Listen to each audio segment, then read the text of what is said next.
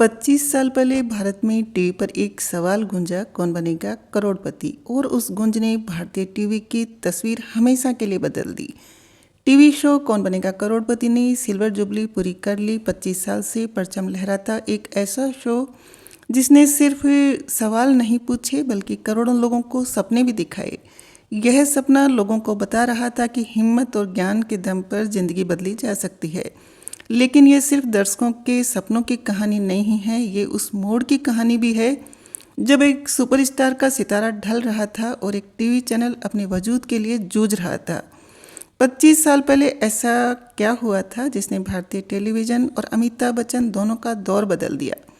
इसका जिक्र करने से पहले बात अप्रैल 1997 की एक शाम की है। जयपुर के सिनेमा हॉल राज मंदिर में अमिताभ बच्चन की महत्वाकांक्षी कमबैक फिल्म मृत्युदाता का प्रीमियर था। 5 साल बाद अमिताभ बच्चन एक्शन फिल्म के साथ बड़े पर्दे पर लौट रहे थे। इस फिल्म का निर्माण उनकी कंपनी ABCL ने ही किया था, लेकिन खुद अमिताभ की पत्नी जया बच्चन को ही यह फिल्म इतनी बकवास लगी कि वो आधी फिल्म के बाद ही उठ खड़ी हुई। अगले 2 दिन में मृत्युदाता ने बॉक्स ऑफिस पर दम तोड़ दिया। सुपरस्टार के तौर पर अमिताभ बच्चन का सितारा 90 के दशक की शुरुआत में ही ढलने लगा था।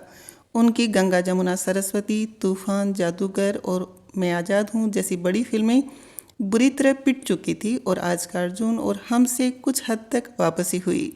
लेकिन अजूबा, इंद्रजीत, अकेला, अग्निपथ, खुदा गवाह जैसी फिल्में ढह गई और स्पष्ट हो गया कि बतौर हीरो अमिताभ बच्चन का सुपरस्टारडम ढल चुका है। इसके बाद अमिताभ ने फिल्मों से कुछ वक्त का विराम ले लिया था और ABCL Amitabh Bachchan corporation limited नाम की कंपनी शुरू की, जो फिल्मों से लेकर म्यूजिक और इवेंट मैनेजमेंट तक में उतरी। मृत्युदाता ABCL और अमिताभ बच्चन की बर्बादी की शुरुआत थी। अगले 2 साल में मिस वर्ल्ड इवेंट से लेकर फिल्म प्रोडक्शन तक ABCL के लगभग हर प्रोजेक्ट नाकाम रहे। हालात इतने बिगड़े कि अमिताभ बच्चन दिवालिया होने की कगार पर पहुंच गए। बतौर हीरो अमिताभ बच्चन की लाल बादशाह, सूर्यवंशम और कोहराम जैसी फिल्में बिल्कुल नहीं चली। इस समय अमिताभ की वापसी की कोई उम्मीद नजर नहीं आ रही थी। पर्दा मानो गिर चुका था। ठीक इसी दौर में तकरीबन अमिताभ बच्चन की तरह ही टीवी नेटवर्क स्टार इंडिया भी अपने अस्तित्व के लिए संघर्ष कर रहा था। भारतीय मनोरंजन जगत में सैटेलाइट क्रांति की शुरुआत हो चुकी थी। केबल टीवी के जरिए जी और सोनी जैसे नेटवर्क चैनल अपने अपने दर्शक बना चुके थे, लेकिन स्टार टीवी की पहचान जरा अलग थी। वो एक ऐसा चैनल माना जाता था जो अंग्रेजी बोलने वाले शहरी अभिजात दर्शकों के लिए था। आम भारतीय दर्शक से उसकी दूरी बनी हुई थी। इसका नतीजा बिजनेस के लिहाज से बेहद खराब था। एड रेवेन्यू में स्टार सोनी और जी के बाद तीसरे नंबर पर टॉप 10 टीवी शोज में जी टीवी के 9 शो थे, सोनी का 1 और स्टार का 1 भी नहीं, यानी स्टार गेम में था ही नहीं। करो या मरो के इन हालात में स्टार के प्रोग्रामिंग हेड समीर नायर और CEO पीटर मुखर्जी ने बड़ा दांव लगाने का फैसला किया। उन्होंने दुनिया के 26 देशों में सफलता का झंडा फहराने वाला game show who wants to be a millionaire को हिंदी में लॉन्च करने का फैसला किया। समीर नायर के जहन में इसके होस्ट के रूप में बस एक ही नाम था, हिंदी के सबसे बड़े सुपरस्टार अमिताभ बच्चन। अमिताभ बच्चन की फिल्में भले ही पिट रही थी, लेकिन हिंदुस्तान का बच्चा बच्चा उन्हें अब भी सुपरस्टार के तौर पर ही जानता था। सवाल था कि larger than life Amitabh Bachchan क्या छोटे पर्दे पर आने के लिए राजी होंगे। साल 2000 यानी नई शताब्दी ही शुरू हुई थी। जनवरी के एक दिन समीर नायर अंग्रेजी show who wants to be a millionaire का वीडियो टेप करके अमिताभ के बंगले जलसा पहुंचे। अमिताभ इस ऑफर से हैरान हुए और फिर सोच में पड़ गए। उनका मानना था कि वो एक एक्टर हैं, टीवी शो होस्ट नहीं। बच्चन परिवार इस बात से बिल्कुल सहमत नहीं था। छोटे पर्दे की ओर जाना अमिताभ की शख्सियत के खिलाफ लगता था। कई दौर की बातचीत के बावजूद अमिताभ तय नहीं कर पा रहे थे कि वो ये कदम उठाएं या नहीं। लेखिका वनीता कोहली खांडेकर ने अपनी किताब the making of star India में इस दिलचस्प किस्से को दर्ज किया है। इस किताब के मुताबिक जब छोटे पर्दे पर आने को लेकर अमिताभ का असमंजस कायम रहा, तो उन्हें यकीन दिलाने के लिए समीर नायर, सिद्धार्थ बसु और स्टार की टीम उन्हें लंदन ले गई। वहाँ LSD स्टूडियोज़ में who wants to be a millionaire के सेट पर एक पूरा दिन बिताया गया। अमिताभ बच्चन ने देखा कि शो के होस्ट क्रिस टेरेंट स्टूडियो में कैसे दर्शकों से संवाद कर रहे थे, किस तरह सेट की भव्यता, एक साथ कई कैमरों का मूवमेंट और सबसे अहम शो के रोमांस में दर्शकों की हिस्सेदारी कैसे हर पल को खास बना रही थी। लाइट्स की झिलमिल, म्यूजिक की धड़कनें और हर जवाब के साथ बढ़ता तनाव। वहाँ के माहौल को देखकर अमिताभ बच्चन को शायद एहसास हुआ कि ऐसे एक टीवी शो में सिनेमाई स्केल और ड्रामा रचा जा सकता है और कैसे दर्शक उसमें पूरी तरह डूब जाते हैं। आने वाले वर्षों में केबीसी का निर्माण और निर्देशन करने वाले सिद्धार्थ बसु ने उन पलों को याद करते हुए बताया कि ये सब देखने के बाद अमिताभ कुछ समय के लिए खामोश हो गए। फिर वो समीर नायर की तरफ मुड़े और गंभीर लहजे में पूछा, क्या तुम शो को बिल्कुल इन अंग्रेजों की तरह बना सकते हो? समीर नायर ने सिद्धार्थ बसु की तरफ देखा। बसु जानते थे कि भारत में उन्होंने बेहद सीमित संसाधनों में भी बड़े और जटिल शो तैयार किए हैं। उनका जवाब साफ था, अगर सही संसाधन मिले तो क्यों नहीं, हम ये कर सकते हैं।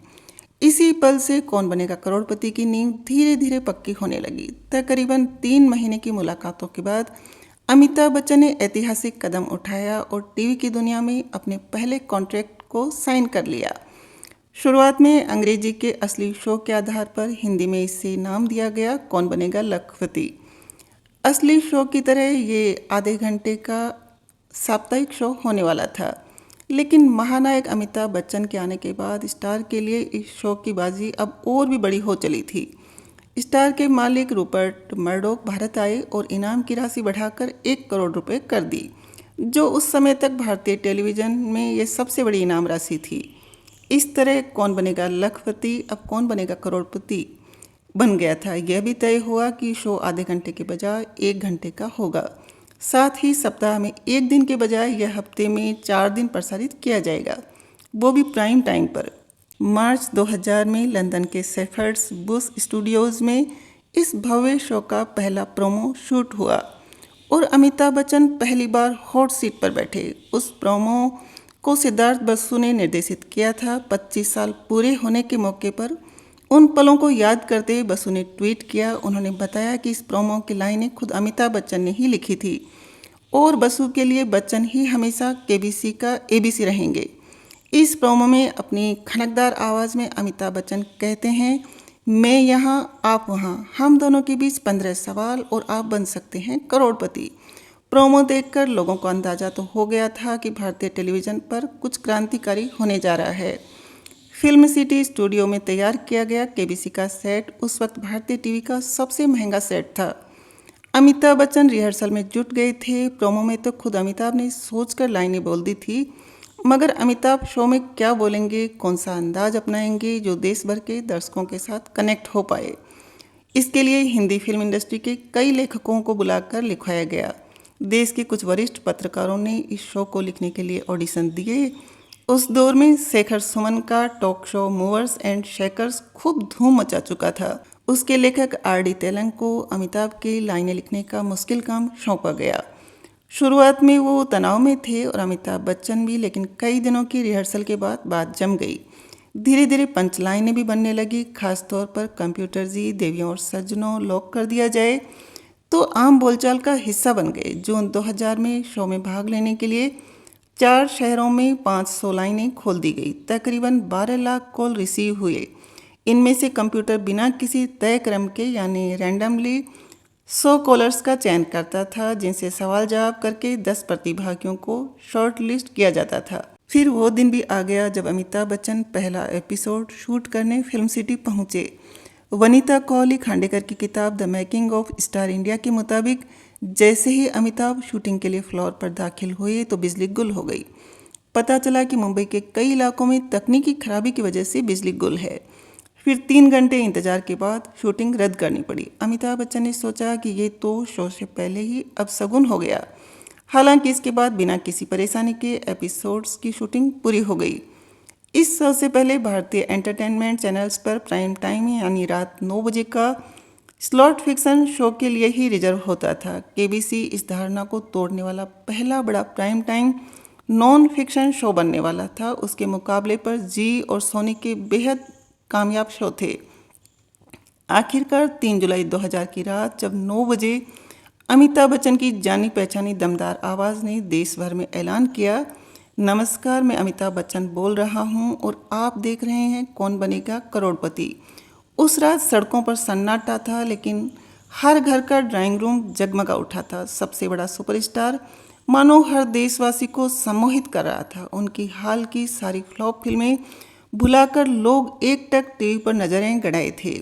जिस अंदाज से यह हर वर्ग के दर्शकों के साथ जुड़ा था, उसने सबको हैरान कर दिया।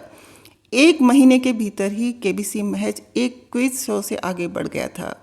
हर सवाल के साथ एक सपना जुड़ा था और हर जवाब में छुपा था किसी का भविष्य। उम्मीदों की उड़ान और निराशा की थकान के इंसानी जज्बात की कहानी बन गया था केबीसी। एक और यादगार प्रोमो था केबीसी का, जिसमें अमिताभ बच्चन की आवाज़ में बस इतना सुनाई देता है, 9 बज गए हैं क्या। इसका ये असर हुआ था कि सिनेमा घरों में 9 बजे के नाइट शो खाली जाने वाले थे। केबीसी का जादू धीरे धीरे चढ़ा था। उस दौर के टॉप टीवी शो थे जी टीवी के अमानत और हसरतें। इसके बाद तीसरे नंबर पर था सोनी टीवी का दास्तान, और इन तीनों का फिक्शन शो टीवी की रेटिंग 9 से 15 के बीच रहती थी, जबकि पहले हफ्ते में ही केबीसी की रेटिंग 10 थी। फिर एक महीने के अंदर 9 बजे के स्लॉट में सबको पछाड़ता हुआ केबीसी 18 की रेटिंग के साथ पहले पायदान पर था। अमिताभ बच्चन और स्टार इंडिया ने इतिहास बना दिया था, लेकिन उससे भी बड़ी बात यह थी कि अमिताभ बच्चन ने ज़बरदस्त कमबैक करते हुए छोटे पर्दे को बड़ा बना दिया था। दिसंबर 2021 में केबीसी के 1000वें एपिसोड पर भावुक होते हुए अमिताभ ने वो समय याद किया था। यह शो साल 2000 में शुरू हुआ था। उस समय मुझे कोई आइडिया नहीं था। लोग कहते थे बड़े पर्दे से छोटे पर्दे पर जाने से मेरी इमेज खराब हो जाएगी, लेकिन मेरे हालात ऐसे थे कि मुझे फिल्मों में काम नहीं मिल रहा था। लेकिन शो के प्रीमियर के बाद जिस तरह के रिएक्शन मुझे मिले, उनसे मुझे एहसास हो गया कि मेरी दुनिया बदल चुकी है। इसी साल फिल्म मोहब्बतें के जरिए फिल्मों में भी अमिताभ की शानदार वापसी हुई। एबीसीएल का कर्जा धीरे धीरे चुका दिया गया। केबीसी ने अमिताभ बच्चन का वक्त बदल दिया था। केबीसी की बेमिसाल कामयाबी ने टेलीविज़न की दुनिया में हलचल मचा दी थी। इससे नंबर 1 चैनल जी टीवी हिल गया था। केबीसी के जवाब में जी ने आनन फानन में अक्टूबर 2000 में एक नया शो लॉन्च किया, जिसका नाम था सवाल 10 करोड़ का। इस शो के होस्ट थे अनुपम खेर और मनीषा कोइराला, और इनामी राशि थी केबीसी से 10 गुना ज़्यादा। लेकिन जितना बड़ा इनाम उतनी ही बड़ी उम्मीद, और अफसोस कि उसे उतनी ही बड़ी नाकामी मिली। न सेट में वो चमक थी, न सवालों में वो गूंज, और सबसे बड़ी बात, अमिताभ बच्चन जैसा करिश्मा कहीं नहीं था। नतीजा ये हुआ कि सवाल 10 करोड़ का पहले ही एपिसोड से दर्शकों की नज़रों से उतर गया और टीवी इतिहास में एक फ्लॉप शो बनकर रह गया। कौन बनेगा करोड़पति की पहचान एक ही चेहरे से जुड़ी है, अमिताभ बच्चन। शो के सभी सीजन उन्होंने ही होस्ट किए हैं, सिवाय एक के। साल 2007 में जब तीसरा सीजन आया तो अमिताभ बच्चन ने खराब तबीयत के चलते स्टार प्लस का ऑफर ठुकरा दिया। उनकी जगह ली बॉलीवुड के नए सुपरस्टार शाहरुख खान ने। शाहरुख उस दौर में बेहद लोकप्रिय थे, फैंस के चहेते, लेकिन जैसे ही उन्होंने केबीसी की कमान संभाली, टीआरपी का ग्राफ गिरने लगा। निर्माताओं को भी एहसास हुआ कि केबीसी की पहचान अमिताभ बच्चन की शख्सियत से जुड़ चुकी थी।